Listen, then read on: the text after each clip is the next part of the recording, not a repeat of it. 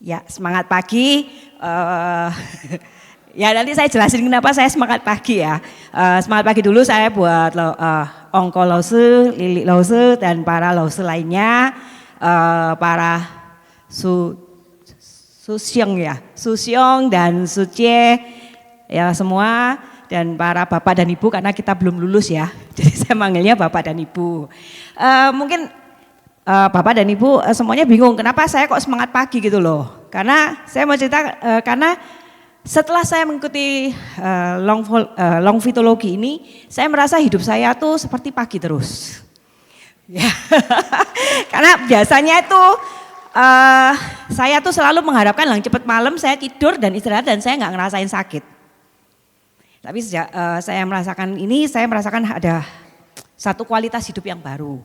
Saya mau cerita awal saya bertemu dengan longfitologi itu adalah dalam proses saya menjalani penyembuhan penyakit-penyakit saya. Tahun 2017 saya ditemukan di pankreas saya itu ada kista. Jadi saya nggak bisa produksi insulin. Jadi saya langsung mengalami yang namanya diabetes. Dan diabetes ini adalah satu penyakit yang mempunyai kekompakan yang luar biasa dengan teman-temannya. Karena begitu saya diabetes, teman-temannya yang lain tuh datang berkunjung gitu loh. Mulai dari tensi, kolesterol, dan lain-lain yang awalnya saya nggak punya itu semua gitu kan. Nah ada satu perjalanan sampai penyakit itu menyerang di bagian kaki saya, terutama di lutut. Yang membuat saya itu nggak bisa berdiri. Jadi saya kalau sudah duduk di bawah, itu pasti nggak bisa berdiri. Duduk di kursi yang segini aja, itu kalau saya mau berdiri saya harus ditarik dulu, baru saya bisa berdiri. Dan jalannya benar-benar pelan sekali karena sakit ya. Terus kalau turun tangga itu saya jalannya tuh miring. Jadi satu sisi, satu lagi sih kayak seperti itu. Nah waktu saya kontrol, saya bertemu Tuhan tuh luar biasa ya, baik buat saya. Karena pada saat saya kontrol saya bertemu dengan seorang ibu, ya namanya ibu-ibu. Kita kan biasanya selalu kalau lagi di ruang tunggu pasti ngobrol kan. Kita saling bertanya penyakitnya apa gitu kan. Nah waktu itu ibu cerita, oh saya habis stroke. Oh iya Bu, iya tangan saya tuh sampai ngiting tahu ya. Orang Jawa ngiting tuh sudah seperti ini gitu loh. Loh tapi tangannya udah baik gitu loh Bu. Oh iya saya ini sudah berobat juga pakai energi. Bayangan saya tuh kalau energi itu tenaga dalam. Oh tenaga dalam, loh ibu belajar kungfu dah, gitu. Enggak, bukan gitu. Terus dia cerita tentang longfitologi ini. Dan dia bilang hari Rebo, karena rumah saya di daerah dekatnya BDC ya, yang seberangnya rumah sakit Ubaya. Kesana aja jam setengah 7 malam. Ya udah karena saya merasa ya coba deh, wong nggak ada salahnya kan. Karena saya malam juga nggak ada janjian. Akhirnya saya ke sana. Waktu saya sudah ke sana dan saya diterapi, saya menuliskan semua penyakit saya banyak itu sampai mungkin relawannya tuh bingung kali ya baca penyakit saya kok demikian banyak keluhannya gitu kan.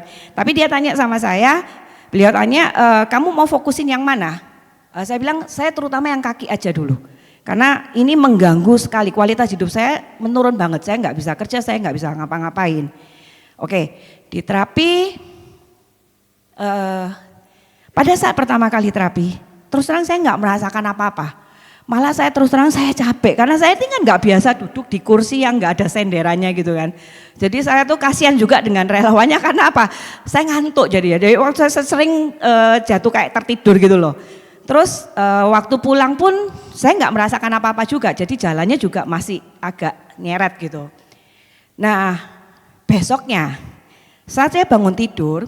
Ini yang saya mau cerita, kalau saya bangun tidur itu saya pakai 2 gaya.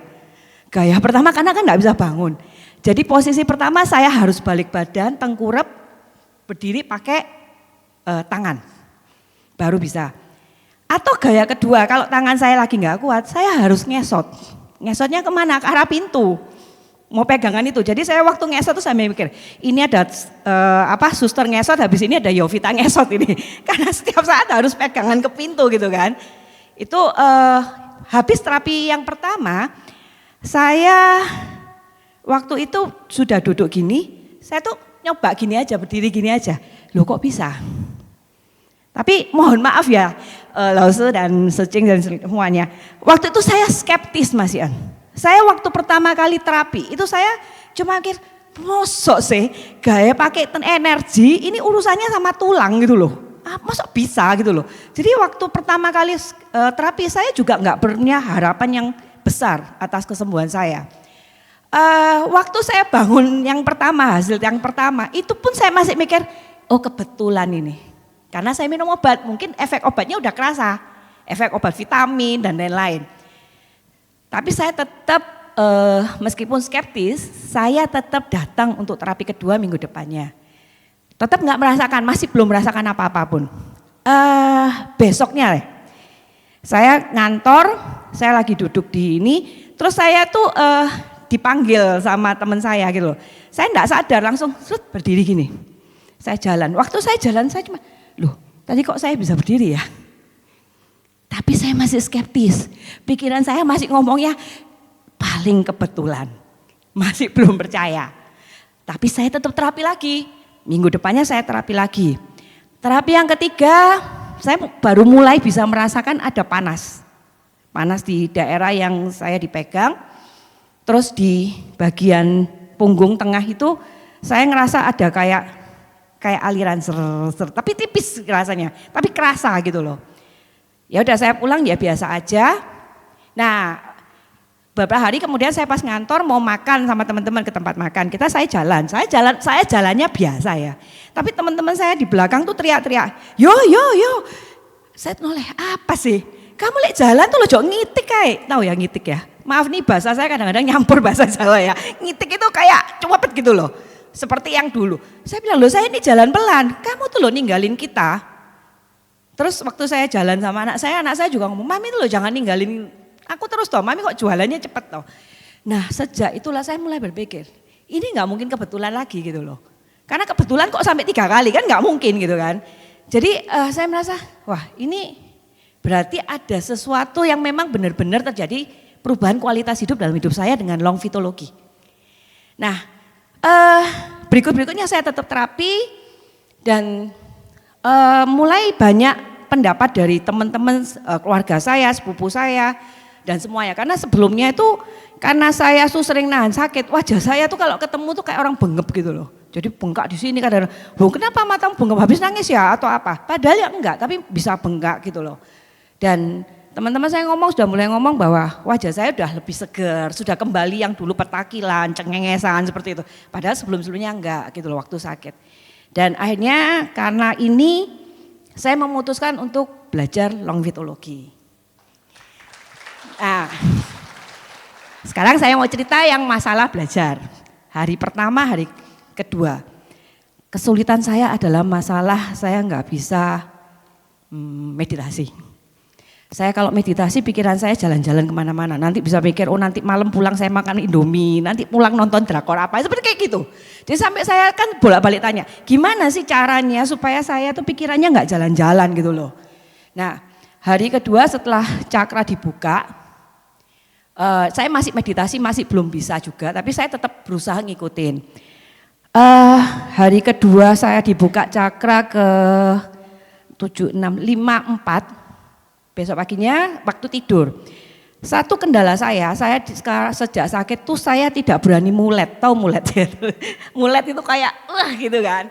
Saya tuh kalau muletnya kebablasan, saya langsung kram. Jadi kalau mulet itu saya langsung ke dalam meskipun saya posisi tidur, kalau mulet itu pasti ditahan. Karena kalau sudah kram itu sakitnya luar biasa kan. Saya waktu itu hari keduanya itu setelah itu mungkin karena kecapean ya, besoknya itu pagi-pagi itu saya muletnya kebablasan dan kaki saya langsung kram. Kan teriak gitu kan, biasanya tuh nya tuh tambah lama tambah banter karena sakit meskipun diginikan ya nggak hilang gitu loh kan. Tapi waktu itu saya waktu teriak pertama saya pegang cakra 7, saya cuma mikirnya cakra 7 gitu aja. Tak pegang sini, tak pegang kaki. Luar biasanya, nggak sampai 2 menit hilang. Aunya saya bisa hilang. Saya sampai cerita sama teman saya nunut barengan sama beberapa. Saya cerita hari ini aku kesaksian loh, aku kramku hilang dengan megang cakra 7 aja. Dan gak sampai 2 menit. Nah terus waktu hari ketiga itu kan kita dibuka cakra ketiga dan kedua. Setelah itu kan kembali harus meditasi. Waktu itu saya udah mikir, ini masuk Isa ya meditasi lagi nih aku. Nah waktu saya meditasi, perut saya nih habis balik itu perut saya agak sebam, mungkin karena capek ya. Perut saya agak sebam, waduh ini sudah mulai kayak sakit gitu kan. Tak coba sih, saya coba pegang cakra 7, sama pegang di bagian lambung gitu aja. Saya pegang, nggak lama tuh saya ngerasa kayak di tangan saya itu kayak ada semacam kayak apa ya, saya nggak tahu kayak ada batas gitu. Jadi tangan saya dari sini tuh bisa naik loh kok naik gitu loh kan, saya bingung juga. Ini kan saya tahan di sini seharusnya, tapi kok bisa kayak naik. Begitupun dengan yang saya bagian di lambung yang saya pegang. Terus saya kok merasa happy banget gitu ya. Sampai waktu terapi itu kayak orang tertawa sendiri gitu loh, mau tertawa gitu loh, kayak merasakan damai gitu. Dan setelah itu nggak lama ya perut saya yang kayak melilit ini mulai tenang dan hilang. Jadi saya merasakan bahwa long fitologi ini adalah sesuatu yang memang harus kita pelajarin selain untuk bisa menyembuhkan diri saya sendiri. Paling tidak saya bisa memperbaiki, kalau kesembuhan tuh menurut saya ya itu proses gitu loh, dan itu izinnya dari yang Tuhan ya. Tapi saya percaya ya memang proses kedepannya bisa seperti itu. Tapi yang paling penting adalah kualitas hidup. Ini yang paling susah, dan saya pengen kenalin ini karena lingkungan saya berhubungan dengan banyak orang yang sakit. Dan pada saat mereka mengeluh sakit atau saya ngelihat mereka sakit, saya nggak bisa ngapa-ngapain gitu loh. Saya cuma bisa sabar ya, nanti pasti sembuh. Nggak mungkin bisa gitu loh. Tapi kalau saya dengan merasakan long fitologi ini dan saya sudah merasakan diri saya bisa mungkin membantu mereka supaya kualitas hidup mereka bisa lebih baik lagi. Dan ini mungkin sudah saya lakukan. Saya jadi sekarang kalau saya kontrol ke dokter di ruang tunggu, bahkan dokternya pun sudah saya kenalkan long fitologi. Jadi saya, dok minta nomor teleponmu dok, tak kirimi dok, ini datang ke sini ya dok ya. Lumayan bisa bantu dokter, gak hanya menyembuhkan secara fisik tapi mungkin mental dan kualitas hidup pasiennya. Itu aja yang mungkin saya mau sharekan. Terima kasih atas kesempatan yang diberikan. Selamat pagi.